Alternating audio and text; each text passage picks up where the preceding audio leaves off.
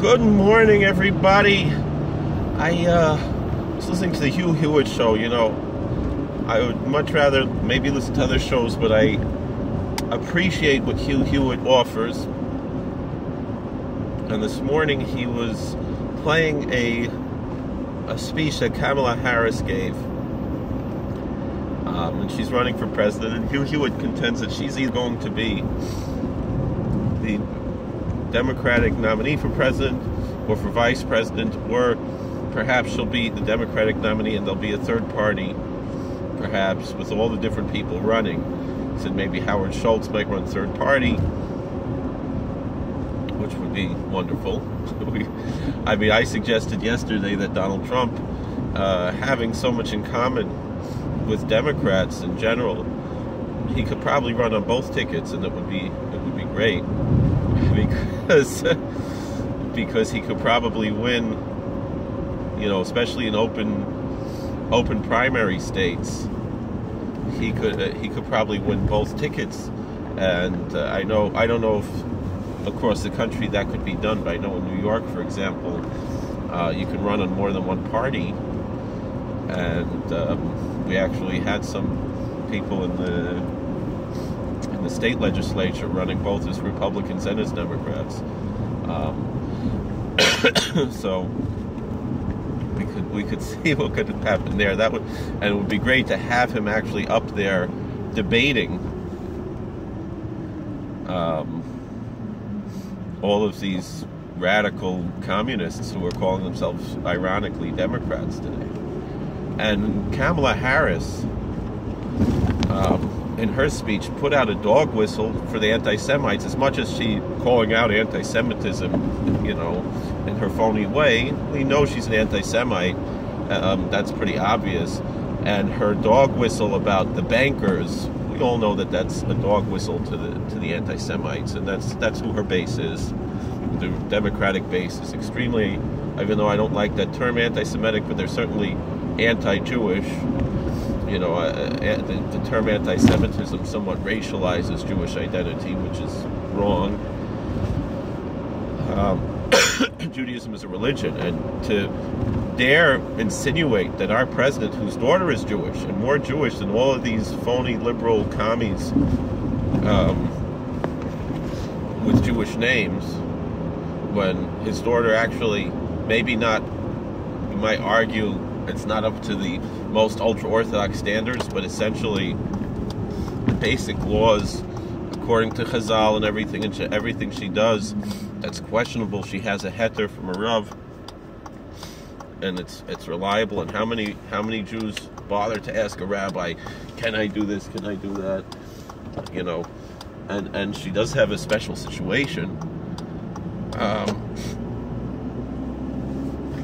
And if it just happens you don't like the rabbi that she picked to ask, you know, that's not your business. But that's, you know, the chutzpah. Here you have a president with, you know, with Orthodox Jewish grandchildren. And really, I think maybe from a halachic stance, I think all of his grandchildren are Jews, because I believe both of his sons married Jewish girls, halachically Jewish girls, you know, not from the way Jared and Ivanka are, but halachically Jewish. I believe so. I'm pretty sure, actually, Ivana Trump was actually halachically Jewish as well, which is, or it was a suffix or something, and that was part of the, part of some of the things with, the gear was maybe only a gear l'chumra. I've heard rumors like that. Whether it's true or not, it's really not a nafkamin. I mean, now, you know, Ivanka Trump is definitely Jewish, whatever. Either way, it is. Whether or not she was born Jewish, that doesn't really matter. You know, and there is an Indian, according to many Rishonim, to make gear l'chumra for someone if their father wasn't Jewish, like in my case. I go to mikveh regularly anyway, but I have, you know, really even on more than one occasion asked people to make sure it was a kosher tefillah, and so forth. And that was where Shiva told me, for various reasons. You know, also according to their Amah, someone who was baptized should go to the mikveh, you know, as a tikkun on that, to remove whatever that is, the tumah thing. That's where Shiva told me. And the Ramah says it's Indian of tshuva for Meshumid, but this, you know, if someone was baptized as a baby, whatever, different things. There are many nafkaminas, both in halach and hashkaf and things. This is what to talk about. But anyway,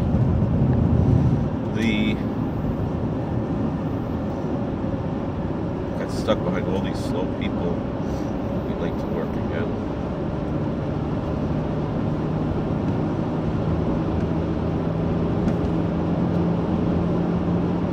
The issue really you have to bring out here is this, like what we said. It's clear that Kamala Harris, when she says the bankers, that's a dog whistle. That's much worse than saying that there were people who were in, what's the name of the town where University of Virginia is? Charlottesville. People in Charlottesville who didn't want statues to be taken down and calling them fine people. He never called the Nazis fine people. He said there were good people, fine people on both sides.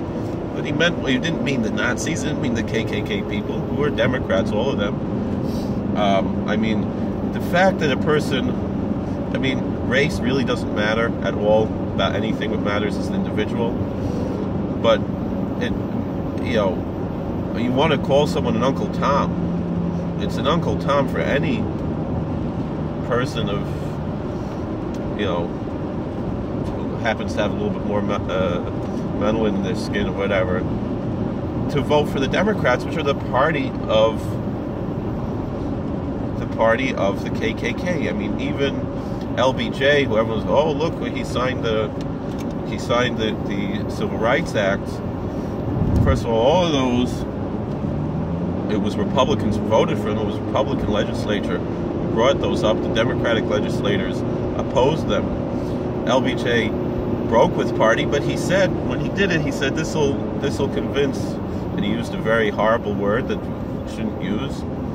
Those people, the N-word, he used, LBJ, he'll have them voting for the Democrats for the next 100 years because of his low expectations for other people and his contempt and his racism. And that was really the plan all along. That meaning, all this work that the Republicans did, and the party of Lincoln, the party that freed the slaves, the party that really made all of this civil rights possible, and is still working, is still the party of civil rights to this day. It's still the party of Lincoln, and the Democrats are still the party of the KKK. Their obsession with identity politics, their obsession with race, their obsession with collectivism, that is the KKK. There really is no difference today. And they're still lynching. They're lynching babies in the womb. And now the governor, unfortunately, of the state where I reside, said that you could lynch a baby even after it was born if the lynching was botched. I mean, that's what we have to start call abortion lynching, because who are the biggest victims of abortion are the African Americans. And that's really what this is all about. If a white baby is lynched in the womb, that's collateral damage to the real goal of the Democrats is to kill blacks and to wipe them out. And that's what it's really about. And the thing is, a lot of the elitists who happen to be black, people like Obama, are totally on board with that. They have utter contempt for, they don't, even though they speak in language of collectivism, they have utter contempt for anybody who is compared to them, you know, low class or something. I mean, Obama isn't really black. He's only half black, and he's not African American. He's half African, half American. I mean, he is an American. I'm not saying he wasn't born in America and he's not an American citizen. But he doesn't share that heritage of the African American slavery and so forth. You know, I mean, maybe on his mother's side they talk something about that. But you know, he didn't come from that background.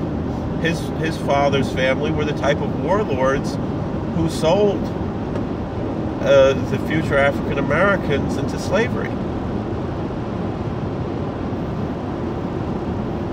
You know, people understand what it wasn't really a racial issue. I mean, what it always was in ancient times is that, you know, different groups, different tribes, different nations would be at war, and the losers would quite often be enslaved. And so therefore, it was fellow black Africans who enslaved the ones who became, you know, the African American slaves and slaves in other countries throughout the world. It wasn't a racial issue. It was, these were the people who lost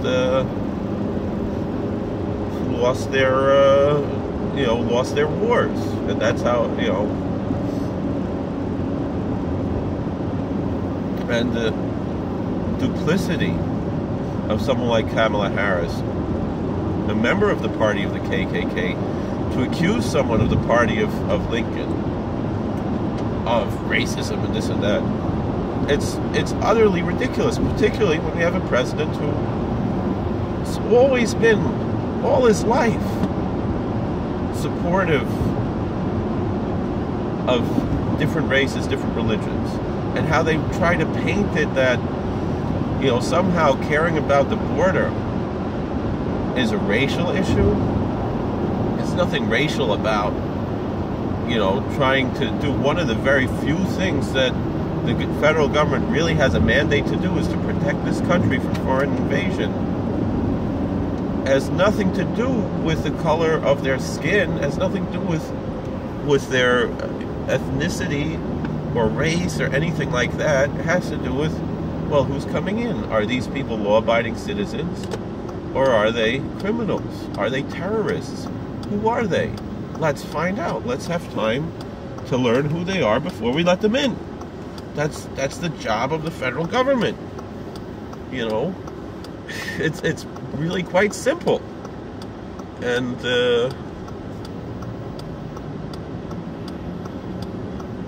you know, we have no mandate or anything to let just anybody into this country. And it's wrong. It's immoral to just let random people into the country without finding out who they are. If they're going to spread disease, if they're going to be a ward of the state, and so forth. You know, you know, and this whole, you know, ruse that they have is that all of these people are, you know, are what do they call it? Refugees. You know, if they were really refugees from whatever countries they came from, why didn't they just take refuge when they got to Mexico? You know, I mean, it's just all it's all phony. So,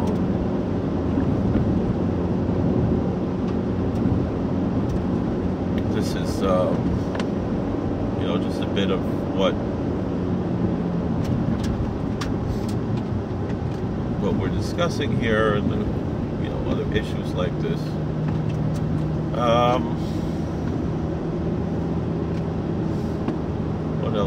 What else do we have to say here?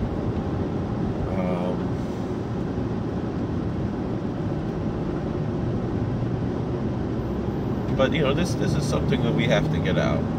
This dog whistle issue.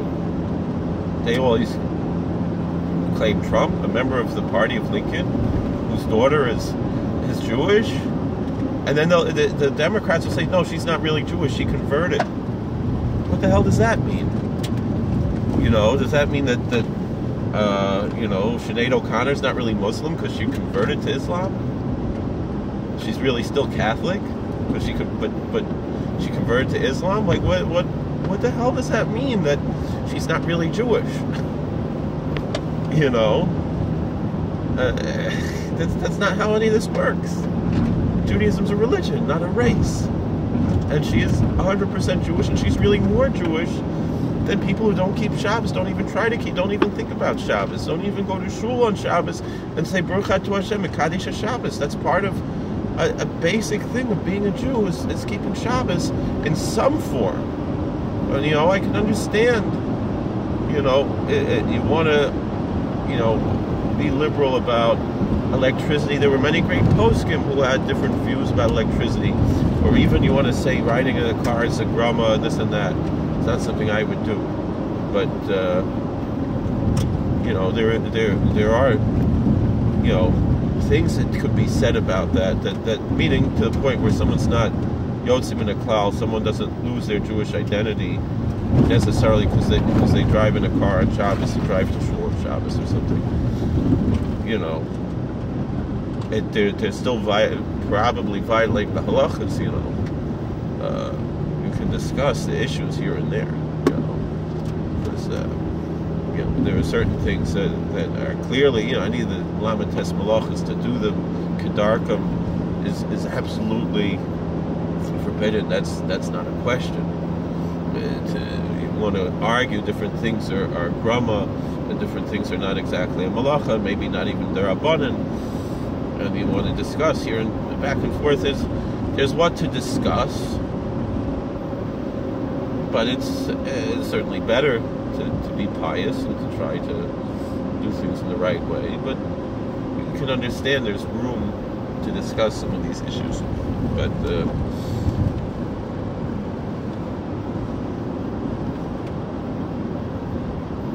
But this to say,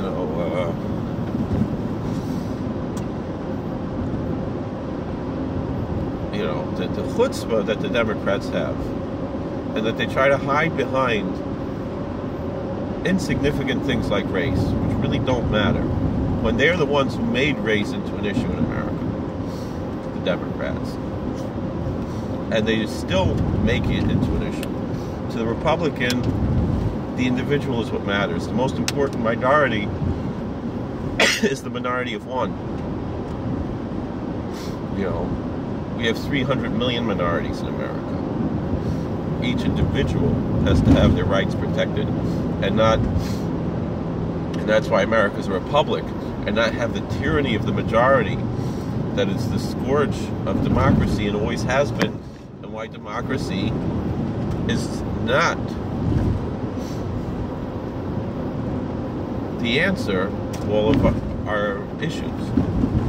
Democracy can work on a small level, but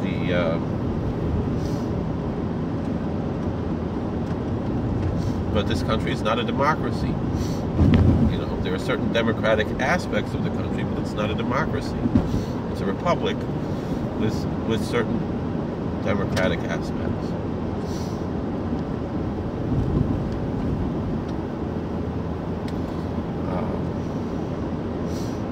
Because democracy, as Ken Brockman said, I've said it before, I'll say it again, democracy simply doesn't work, and it's not supposed to. This country was not designed as a democracy. This country was designed as a republic, and really the only aspect that was supposed to be democratic was the House of Representatives. The Senate was supposed to be the Republican Senate, and I don't mean as far as party, although it's ironic that that's what we have today, and the House was supposed to be the Democratic House. And that's why you hear Democrats fighting against the Electoral College, fighting against the Senate. I mean, they've already pretty much destroyed the Senate with the 17th Amendment, which should be abolished. The truth is we should have the Electoral College even for state, for voting for our governor. Why do we still have this murderer, Andrew Cuomo, as the governor? We had such a fine person, Mark Molinaro, and Larry Sharp was also a mensch, and Mark Molinaro, a real mensch, and instead we have this Nazi this commie, this guy who signed into law lynching laws, Andrew Cuomo.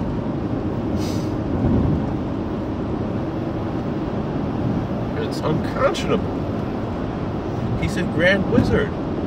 Really, in a real sense. That's the irony. They call Trump all this stuff, but who's the one who's killing black babies? The Democrats. Who's pushing for this?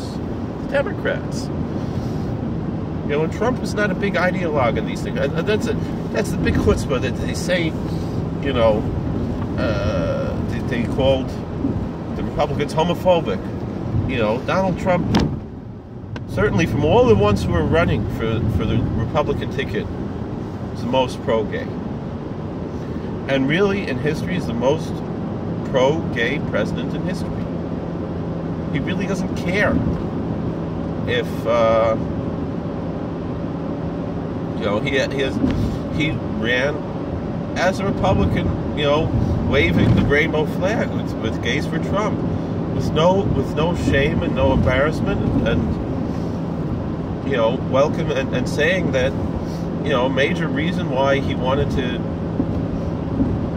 you know, fight against terrorists who claim the mantle of Islam in their terrorism,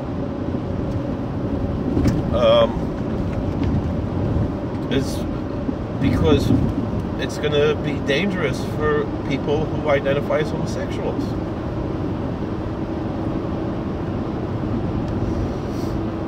You know, because it's gonna put their lives in danger, because that's going to be a target for the terrorists. And it was, you know, that's what he said after the Orlando nightclub shooting. You know, it's not about Islam. It's not about people who pray 5 times a day and eat halal. It's about people who can hide behind religion to commit crimes. And that's not acceptable. You know, it's not acceptable to murder people and say that this is your religion, even if you can cite religious sources for that. You know, there is a limit.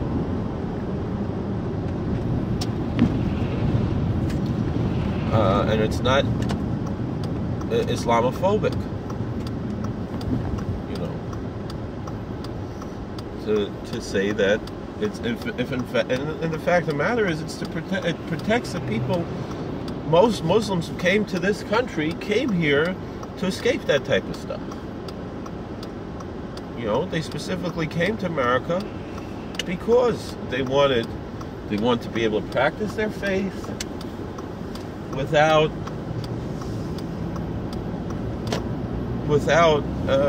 having extremists boss them around and kill them if they want to do things a little bit differently.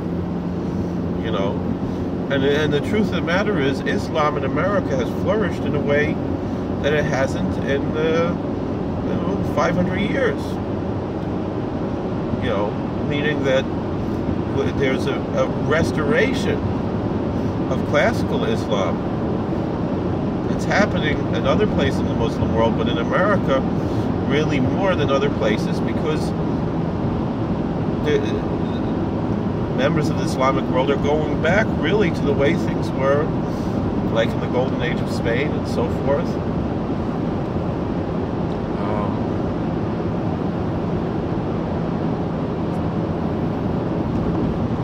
You know, there's a lot to be said. And yes, yeah, they'll pray 5 times a day and they'll eat halal food, but they're not chopping people's hands off for stealing and this and that. I mean, it's the same thing in our religion. You know, even the most ultra-Orthodox, except perhaps some claims are made about certain cults that are not even true, probably. Or maybe recently with the new leadership of this one cult. You know, you don't have the type of abuse and things and vigilante justice in Judaism. I mean, if anything, our exile has normalized us and been a very positive, you know, aspect of fulfilling our mission as Jews. That we're not stoning people, and we're not. And the thing is, classically, according to our rabbis, we almost never had that. People will say that it was Christianity that overcame this from the vengeful God of the Old Testament. But the fact of the matter is, rabbinical traditions in Judaism are pretty much identical to many of the teachings of the Christian tradition, as far as compassion, as far as human rights, as far as attitudes about the death penalty. I mean, the rabbinical view of the death penalty is that it should be on the books, but used very sparingly. I'm saying the classical Talmudic view. It should be there as a deterrent. People can argue back and forth how much of a deterrent it is, but although there were opinions that it should be totally abolished. But that being said, that is a moot point for Jews, because we don't have our own Torah-based government, and really we shouldn't until Messiah comes, because it's impossible to do so. How do you pick in the vast diversity of the Jewish world? How do you pick which one is right and which one is wrong, unless you have the Sanhedrin? And how can you restore the Sanhedrin and so forth? And how can you even convince the whole Jewish world? We couldn't even convince the whole Jewish world when we had a Sanhedrin to follow the Sanhedrin. How can we think we're going to do that today?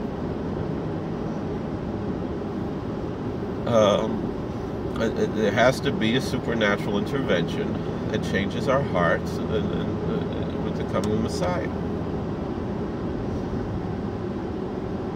Otherwise, it's not going to happen. And until that happens, let's just live our lives normal, like Jeremiah said. Build houses, raise families, plant vineyards, get a job, and pray for the welfare, pray for the peace of the city where I've sent you. Because with their peace comes your peace, with their welfare comes your welfare. We're part of the community. We're distinct. We maintain our identity and our devotion to God, but not in a. But we're not totally separatist in the world. We have a mission to be a kingdom of priests, to be a holy nation. To be a priest means we have to minister to somebody. We're not just hoarding our spirituality and our ethics for ourselves, that God gave us.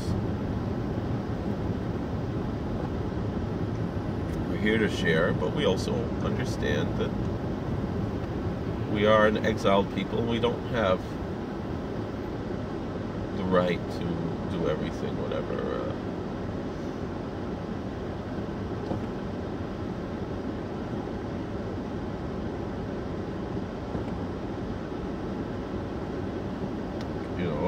And in a certain sense, that's God's plan. The way things are today, it's what God wants from us. God wants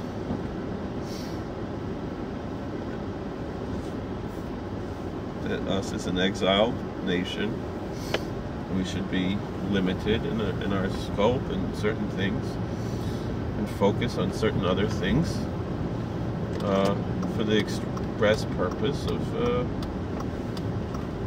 making a Kiddush Hashem, of sanctifying God's name, making the whole world a better place by, caring about the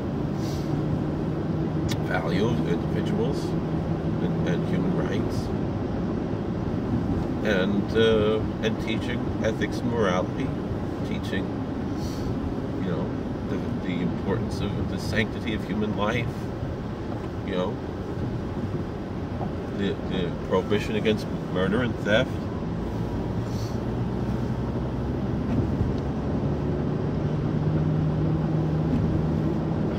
The respect for the family, ideas of family values.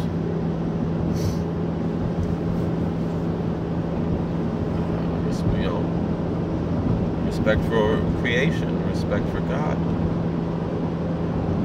and recognizing that God is the greatest power and really the only true power in the world, and everything else is subservient to Him, but really just comes through Him. All right, already got a half hour. Thank you for watching. God bless. Please like, share, and subscribe. Comment. See you later.